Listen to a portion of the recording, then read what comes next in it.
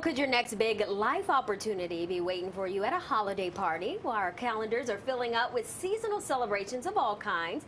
They could be the perfect chance to sell yourself or do some subtle networking. Yeah, I think subtle, right? But how do we feel and how do we do it without it being just awkward? Krista Demcher is a top sales and communication pro whose superpowers include helping people not just sell themselves, but believe they have what it takes to do it as well. Nice to see you. Thanks for being with us. Thank you so much for having me, Tamsin and Narity. I'm very excited to be here. So, Krista, let me ask you, why is it important to take an opportunity, even if it's at a holiday party, to introduce and sell yourself there, both, I guess, personally and professionally, really? Yeah, so we love new opportunities, right? And research actually shows us that 65% of new business and new opportunities comes from referrals. So people we know referring us to people that they know. Holiday parties give us the opportunity to do just that. But here's what we need to remember. It's really not just about the holiday party. This is a skill we want to be using all year round. It's just during this season, we have the opportunity to do it more. So you want to look at it as a way to really flex those sell yourself muscles, get those reps in. So when you're in the grocery store in the spring or in the office elevator in the fall, you can have these natural conversations. Okay, so before we actually sell ourselves, we may have to break through some of those nerves, especially since this might be one of the first holiday parties people are doing since the pandemic. So what are some tips that you have to help us boost our confidence? Yes, I love this question because I tell my kids and my clients all the time, confidence is the key to life. And confidence is so key when you walk into these events. So a big part of this is setting a realistic goal. A lot of times we imagine we're going to go in and close a deal or have this life-changing conversation in one interaction, and that's just not realistic. So instead, maybe look at it as a way to further the conversation. So you're there to make a connection so that you can have a future conversation with somebody.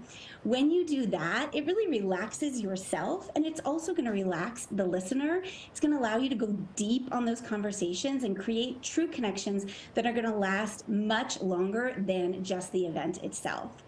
But, you know, a lot of times we're just thinking about ourselves and if we're nervous and what we're going to say. We're not thinking about the other person we're talking to who might also be nervous. So how do you put somebody else at ease, especially if it's somebody you might not know very well? Right. So human beings, we are egocentric. We like to talk about ourselves. So you want to remember, to be the most interesting person in the room, you really have to be the most interested. So you're going to go into those events with the goal of listening, not just responding, right? You want to really get to know someone. There's an old book called How to Win Friends and Influence People by Dale Carnegie, and it still holds true today. He talks about that. And then he also talks about the idea of using someone's first name when you speak to them. So you're going to listen to their name when you first meet them, and you're going to find opportunities to say it again, Tamsin and Narity, as you're speaking. And it's really going to build that connection and make them feel valued. And that's what we all want at the end of the day. All right, really quickly, let's get into some of those icebreakers. Can you share a couple that you use that help people connect without feeling awkward?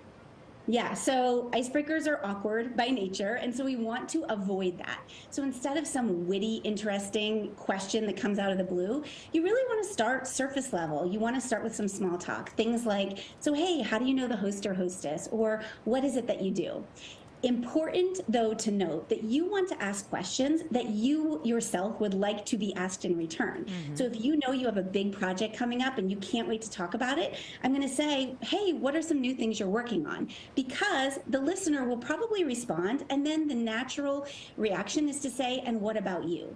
That then gives you the opportunity to have the door open and step through it and really sell yourself.